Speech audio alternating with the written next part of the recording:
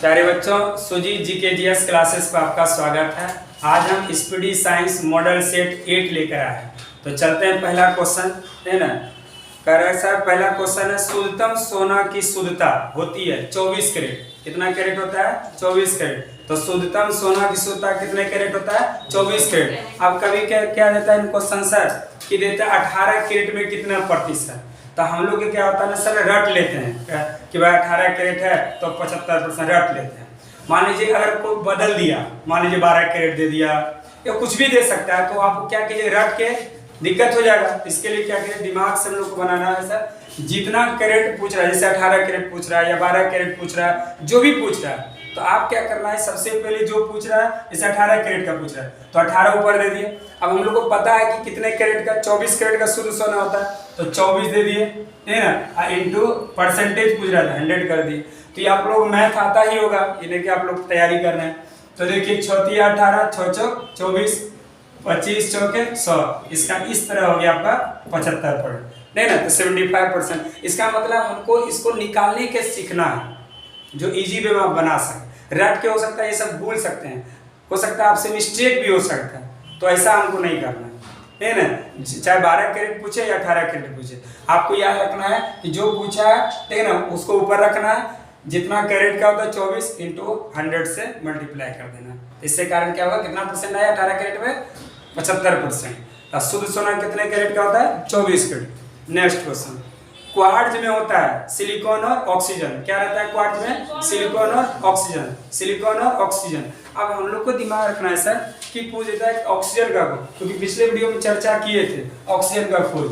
तो ऑक्सीजन का खोज किसने किया सर? प्रिस्टलेर, है ना। तो O2 की खोज, हाँ, O2 की खोज प्रिस्टलेर, है ना, याद रखिएगा। तो ऑक्सीजन का खोज किसने किया सर? प्रिस्टलेर, है ना। ऑक्सीजन का खोज किसने किया सर? प्रिस्टलेर। ऑक्सीजन का खोज किसने किया? प्रिस्टलेर। चलिए नेक्स्ट क्वेश्चन, लोहे का सबसे शुद्धतम रूप। तो लोहे का सबसे शुद्धतम रूप कौन है? पिटवा लोहा। कौन सा है सर? पिटवा लोहा। अब देखिए लोहा का एस जो है, जो एकदम दोनों इंपॉर्टेंट है, एग्जाम के व्यू से पूछ देता है।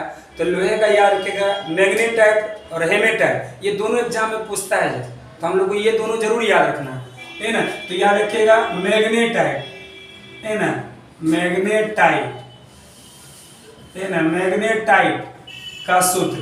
तो क्या करना है, मैग्नेटाइट का सूत्र क्या होता है सर? F, नीचे लिख देते हैं, मैग्नेटाइट का सूत्र क्या होता है सर? Fe3O4, है ना। तो मैग्नेटाइट का सूत्र क्या होता है? Fe3O4। हम लोग को क्या करना है, इसको शॉर्टकट में रखना है 34। क्या बोलेंगे इसको? 34। और हेमेटाइट का सूत्र क्या होता है? हाँ, हेमेटाइट का सूत्र होता है सर, है ना। तो याद रखिएगा हम लोग का Fe2O3, नहीं ना, इसका मतलब 23। तो हेमेटाइट में 23 याद रखना है और मैग्नेटाइट में 34 याद रखना है, ठीक है ना। तो यह लोहा का एस का, तो हेमेटाइट और मैग्नेटाइट, तो दोनों याद रखना इंपॉर्टेंट है। चलिए आगे, सबसे कठोर पदार्थ हीरा।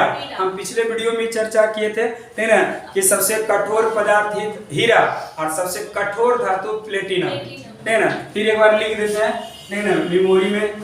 जीके सर सुनने से याद होता है, ठीक है ना, और बार बार सुनिएगा अपने याद होगा। और सर हमेशा याद रखना है कि read and forget but do not forget to read. पढ़िए भूलिए लेकिन पढ़ना नहीं भूलना, ये दिमाग में रखना है, तभी आपको याद होगा। बहुत लोग क्या था, हमसे नहीं होगा, हिम्मत हार जाते हैं। नहीं, याद होगा क्योंकि जीके सुनने से याद होता है, ठीक है ना सर। चलिए, तो हम लोग को याद रखना है सबसे कठोर पदार्थ पूछा तो क्या जवाब मिलेगा आप लोग से? हीरा, है ना। और धातु पूछेगा तो सबसे कठोर धातु पूछेगा तो क्या बोलिएगा? प्लेटिनम, प्लेटिनम, है ना। ये दोनों याद रखना। तो पदार्थ में हीरा, धातु में प्लेटिनम। चलिए नेक्स्ट देखते हैं, प्राकृतिक रबर बहुलक है आइसोप्रीन का। किसका है सर? आइसोप्रीन का। अब यहाँ पर हम लोग को याद रखना है कि रबड़ जो है किसमें घुलता है ना। तो हम लोग को याद रखना है कि रबड़, है ना, घुलनशील, है ना। अब देखिए रबड़ घुलनशील होता है ना। रबड़ घुलनशील होता है किसमें? बेंजीन में। किसमें होता है? बेंजीन में, या सल्फर डाइऑक्साइड, ठीक है ना। तो रबड़ घुलनशील होता है किसमें सर? बेंजीन में। रबड़ घुलनशील होता है किसमें सर? बेंजीन या सल्फर डाइऑक्साइड भी बोल सकते हैं, ठीक है ना। तो रबड़ घुलनशील होता है किसमें सर? बेंजीन में। किसमें घुलनशील होता है? बेंजीन। अब यहाँ पर याद रखेगा कि बेंजीन का सूत्र, तो बेंजीन का सूत्र होता है सर, हम लोग को क्या रखना है? C6H6।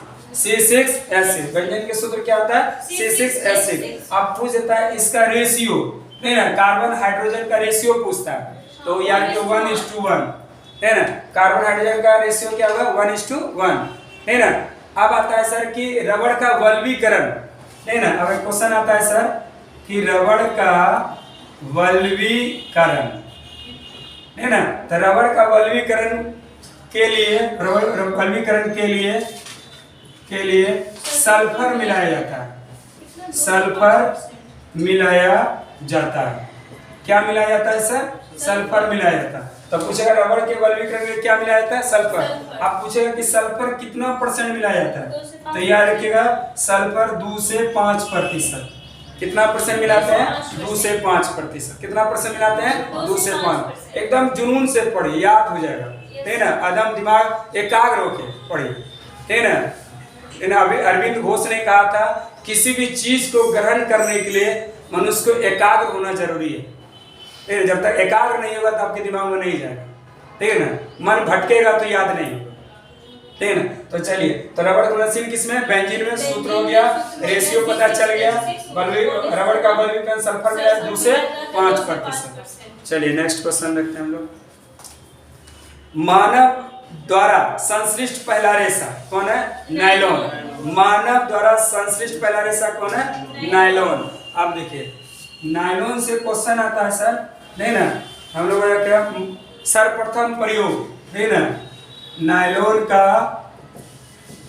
सर्वप्रथम प्रयोग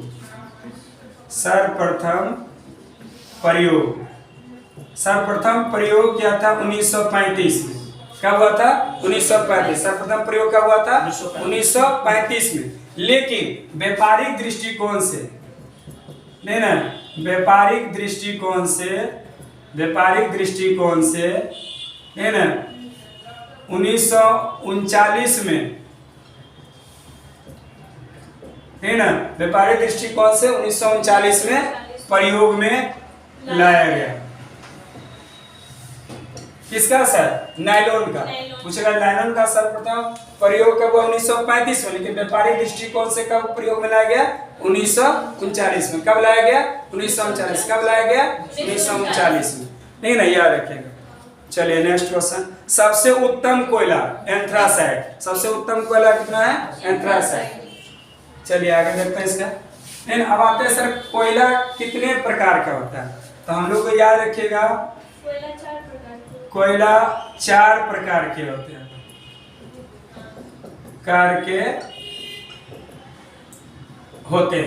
अब 4 प्रकार के होते हैं, याद रखिएगा आप लोग सर, ठीक ना। पीट कोयला, उसके बाद लिग्नाइट, याद रखिए लिग्नाइट, नहीं ना, पीट कोयला, लिग्नाइट कोयला, उसके बाद बिटुमिनस, है ना, और एंथ्रासाइट, है ना।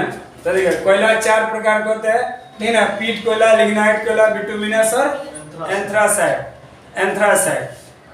है ना। और देखिए 4 प्रकार कोयला हो गया, है ना। तो देखिए आप पीट, अब परसेंटेज पूछ देता है इसमें कार्बन का, तो परसेंटेज याद रखना है इसमें 50 से 60%, है ना। इसमें याद रखिएगा से ना कहते हैं 65 से 70%, 65 से 70, इसमें 70 से 85%, इसमें देता है 85% से अधिक, 85% से अधिक। तो आप इसमें क्या कर सकते हैं, अभी हाल का है, इसमें दिया है कार्बन का प्रतिशत 96%, ठीक है ना। तो 96 या ऐसे आगे 50 से 60, 65 से, नहीं ना, याद रखना है 70, 65 से 70, 65 से 70, 70 से 85, नहीं ना, 70 से 85, 70 से 50, अच्छा 85% से अधिक। इसका मतलब अब दिया है 96% से 95% से अधिक, तो 85% से अधिक मतलब हो गया 95 96 जो भी। तो एंथ्रासाइट उत्तम क्वालिटी का कोयला होता है, जिसमें कार्बन प्रतिशत कितना होता है, नहीं ना 96% अब दिया है। ऐसे 85 से अधिक का मतलब वही हुआ, नहीं ना। अब देखिए लिग्नाइट को हम लोग भूरा कोयला कहते हैं, लिग्नाइट को हम लोग क्या कहते हैं, भूरा कोयला। लिग्नाइट को क्या बोलते हैं हम लोग, भूरा कोयला, नहीं ना, याद रखिए इसको भूरा कोयला बोलते हैं। लिग्नाइट में 65 से नहीं 70%। हाँ, तो लिग्नाइट में क्या कहते हैं इसको, भूरा कोयला। अब बिटुमिनस को हम लोग मुलायम कोयला कहते हैं, मुलायम, नहीं ना, मुलायम कोयला। तो बिटुमिनस को हम लोग क्या बोलते हैं सर, मुलायम कोयला, इसको बोलते हैं भूरा कोयला, लिग्नाइट। और ये तमिलनाडु के नवेली मिलता है, लिग्नाइट कहाँ मिलता है सर, तमिलनाडु के नवेली, तमिलनाडु के नवेली। अब बिटुमिनस जो मुलायम कोयला होता है घरेलू उद्योग में यूज होता है। पूछेगा घरेलू उद्योग में क्या है, तो ये घरेलू उद्योग में, नहीं ना, तो घरेलू उद्योग में यूज होता है सर बिटुमिनस, ध्यान दीजिएगा, नहीं ना। घरेलू उद्योग में क्या होता है, बिटुमिनस, नहीं ना, घरेलू उद्योग में बिटुमिनस। और एंथ्रासाइट जो होता है उत्तम क्वालिटी, उच्च क्वालिटी का। पीट कोयला सबसे निम्न क्वालिटी का होता है, नहीं ना, तो निम्न कोटि का कोयला होता है, नहीं ना। तो निम्न कोटि का कोयला कौन होता है सर, आपका पीट, है ना। तो निम्न कोटि का कोयला कौन हो गया सर, पीट। निम्न कोटि का कोयला पीट। तो कोयला 4 प्रकार क्लियर हो गया, नहीं ना, पीट कोयला, लिग्नाइट, बिटुमिनस और एंथ्रासाइट। चलिए नेक्स्ट क्वेश्चन। सबसे हल्की धातु लिथियम, सबसे हल्की धातु लिथियम, और सबसे भारी ओस्मियम। हाँ, सबसे भारी धातु, नहीं ना, तो भारी धातु पूछेगा, नहीं ना, सबसे भारी धातु, भारी धातु हो गया ओस्मियम, ओस्मियम, ओस्मियम, ओस्मियम। सबसे भारी धातु कौन हो गया सर, ओस्मियम, है ना। और हल्की धातु कौन हो गया, लिथियम। कांसा मिश्र धातु है किसका, कॉपर टीन का, हाँ याद रखिएगा। तो कांसा किसका है, कॉपर टीन का, है ना। तो देखिए कांसा किसका हो गया, कॉपर और टीन का। कांसा किसका मित्र है, कॉपर और टीन का, है ना। तो याद रखिएगा। तो इसको हम लोग ट्रिक से याद कर सकते हैं, ठीक ना, टीका। इसका ट्रिक क्या दे सकते हैं हम लोग, टीका। टीका मतलब समझे, देखिए टीन कॉपर, तिलक लगाते हैं ना, तिलक, टीका कहते हैं, टिक्का लगा कर है, इसका मतलब तिलक। तो इसका मतलब कांसा किसका हो गया, तिलक, मतलब टीका, टीका। इसका मतलब टीन और कॉपर, नहीं ना। इसका ट्रिक याद रखिए। उसका 1 पिको सेकंड बराबर है 10 पावर माइनस 12, हाँ 12। तो माइनस वाला 3 को याद रखिएगा, देना। देखिए माइनस वाला देखिए 10 पावर 9, इसको हम लोग बोलते हैं नैनो, नहीं ना। 10 पावर 12, इसको क्या बोलते हैं, पिको। और 10 पावर 6, इसको बोलते हैं हम लोग माइक्रो। ये तीनों एग्जाम में ध्यान रखना, नहीं ना। तो माइक्रो 10 पावर, नहीं ना, माइनस 6, नैनो 10 पावर 9, और पिको 10 पावर 12, नहीं ना। और प्लस वाला याद रखना है अगर आप लोग को, तो उसके लिए एक ट्रिक होता है सर, ए पप्पू तेरे जिगर में क्या है, ए पप्पू तेरे जिगर में क्या है। हाँ, जैसे देखिए इसका हम लिख देते हैं 10 के घात का ट्रिक, मतलब घात मतलब पावर, 10 के घात का ट्रिक, है ना। तो याद रखिएगा, ए पप्पू तेरे जिगर में क्या है, तो है दीपा, है ना। तो ये प्लस वाला है, तो इसका ट्रिक क्या होगा, ए पप्पू तेरे जिगर में क्या है, तो दीपा। इसका क्या डेका हो गया, 10 पावर 1 डेका, हाँ, hecto 10 power 2, kilo 10 power Q, mega 10 power 6, giga,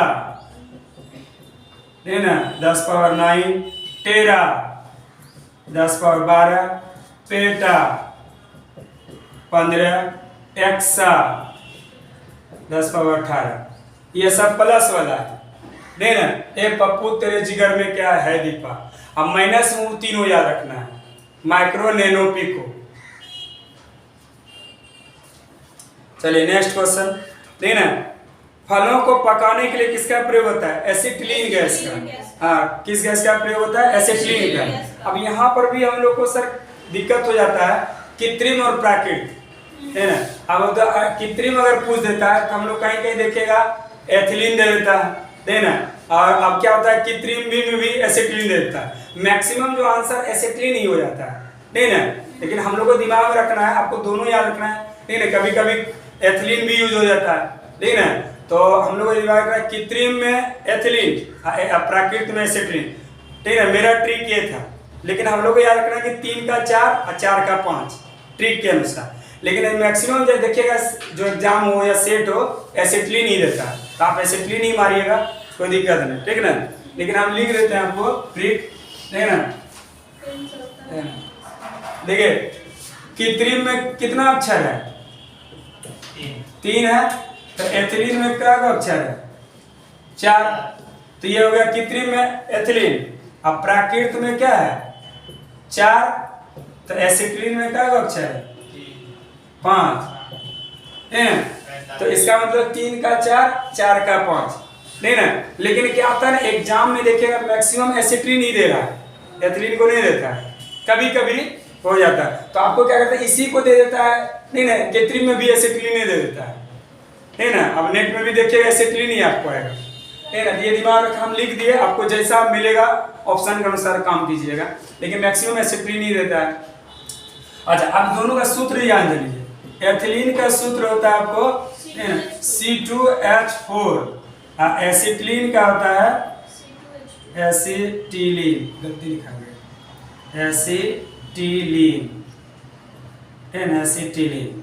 तो एसिटिलीन का होता है C2H2, है ना। तो एसिटिलीन का हो गया C2H2 और एथिलीन का होगा C2H4। चलिए नेक्स्ट क्वेश्चन। लोहे को इस्पात में बदलने के लिए मिलाया जाता है निकेल धातु। क्या मिलाया जाता है? निकेल धातु। अगला सर, विटामिन का खोज फन 1911 में। विटामिन का खोज किसने किया था? फन 1911 में, ठीक है ना सर। यार का एबी का खोज मैकुलर। हाँ देखिए, एबी का खोज मैकुलर। देखिए विटामिन का खोज फन 1911। अब विटामिन एबी का पूछेगा, विटामिन ए बी का, अगर हम यह ब्रैकेट में डाल देते हैं ए एंड बी, ठीक ना। ए बी का खोज क्या था? मैकुलर। विटामिन सी का पूछेगा, विटामिन सी का पूछेगा तो हॉलकर, नहीं ना, विटामिन सी का। अब विटामिन डी का पूछेगा तो याद रखिएगा हॉपकिंस, है ना। तो ए बी का खोज मैकुलन, सी का हॉलकर और डी का हॉपकिंस। अब विटामिन का खोज फन 1911। विटामिन को हम लोग रक्षात्मक पदार्थ कहते हैं। क्या कहते हैं? रक्षात्मक पदार्थ। विटामिन को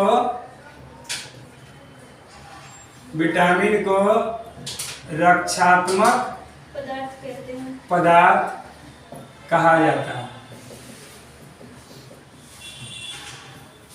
तो विटामिन को क्या कहा जाता है? रक्षात्मक पदार्थ। चलिए आगे। बच्चों को मानसिक और शारीरिक विकास समृद्ध होता है किसके कारण? थायरॉक्सिन कमी से, है ना। किसके कारण? थायरॉक्सिन। तो थायरॉक्सिन हार्मोन के कारण, ठीक है। जैसे कि कहते हैं कि कौन सा हार्मोन से रक्तदाब को नियंत्रित किया जाता है, तो यार क्या? थायरॉक्सिन हार्मोन, है ना। किस हार्मोन से? थायरॉक्सिन। रक्तचाप मापने वाला यंत्र, ठीक है, स्फेग्नोमैनोमीटर। कौन है? स्फेग्नोमैनोमीटर। रक्तचाप को मापने के लिए स्फेग्नोमैनोमीटर। रक्तचाप का जो रियल रक्तचाप होता है तो हम लोग कितना होता है, है ना, याद रखें 120/80, है ना, याद रखें। हाँ, सिस्टोलिक और डायस्टोलिक, सिस्टोलिक और डायस्टोलिक 120/। अब इसी में बढ़ घट होता है, ठीक है ना। अब किसी को क्या होता है कि मान लीजिए कि यहाँ पर अगर बढ़ गया 130, मेन इसको ध्यान देना, ई बढ़ गया तो समझे बीपी है, ऊपर से टेंशन नहीं होता, नीचे बढ़ जाता है तो है। हाँ, तो ऊपर वाला को टेंशन नहीं होना चाहिए। देखो किसी किसी का रहता है 120, जब नापिएगा 120/80 रहेगा। अब बहुत को क्या होता है, हम लोग को नापिएगा तो 19-20 हो जाएगा, है ना।